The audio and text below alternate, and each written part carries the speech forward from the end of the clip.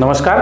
बऱ्याच वेळा पालकांना असं वाटतं की 10वा वर्ग हा इतका जास्त महत्त्वाचा नाही, कारण 10वी नंतर विद्यार्थी काय 11वीतच तर जाणार आहे.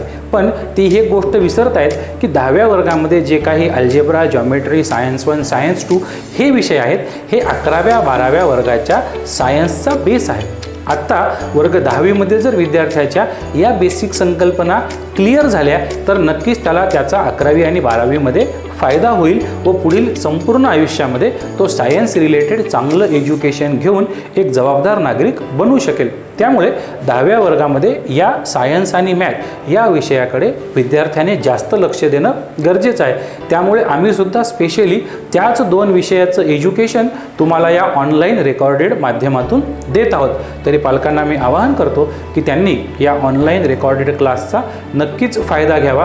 पुसद शहरामध्ये गेल्या 15 ते 16 वर्षापासून आम्ही अत्यंत दर्जेदार शिक्षण विद्यार्थ्यांना देत आहोत.